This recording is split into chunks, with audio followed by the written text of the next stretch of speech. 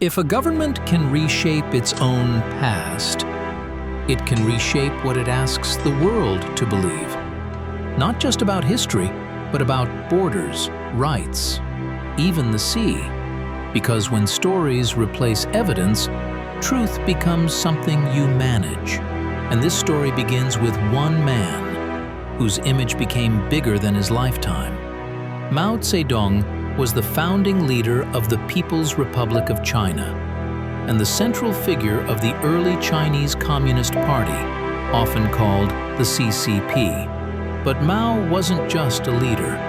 Under Mao, the party didn't simply govern the state. The party became the state. And Mao became its symbol. His face, his words, his story became inseparable from the legitimacy of the entire system. That's why Mao's legacy isn't only history, it's credibility. After 1949, Mao pushed rapid transformation, faster growth, tighter control. Mass political campaigns meant to mobilize society. The system ran on certainty, it rewarded loyalty, and it punished doubt. Because in revolutionary politics, questioning the leader isn't disagreement, it's betrayal. So Mao wasn't just building a country, he was building a reality. But rapid transformation comes at a cost. Policies like the Great Leap Forward caused catastrophe, including mass famine. Later, the Cultural Revolution unleashed chaos, persecution, and violence. And here's the deeper issue. The problem wasn't only that mistakes happened. The problem was whether anyone could safely say they were mistakes. In a system built on certainty, admitting failure isn't just policy correction. It threatens the entire foundation of authority. So the truth becomes dangerous. Over time, the CCP faced a dilemma. It needed Mao to remain the heroic founder, while also limiting the damage of what his policies caused.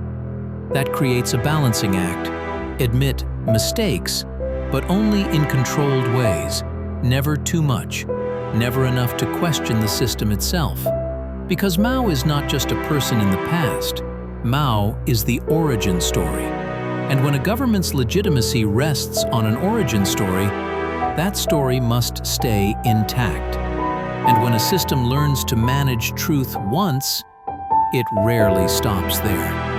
If history becomes something you can edit, then history becomes a tool to shape memory, a tool to shape loyalty, and eventually, a tool to shape what outsiders are asked to accept as fact.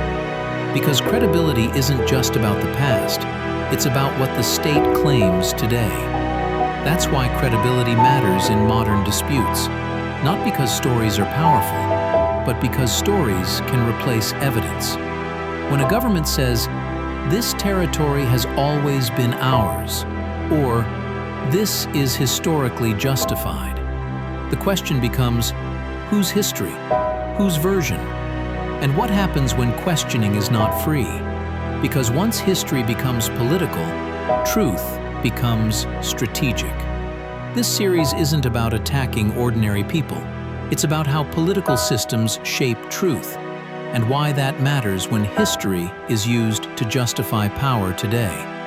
Next, we go closer to the human level, because early personal stories around Mao reveal the system's logic before it expands nationwide.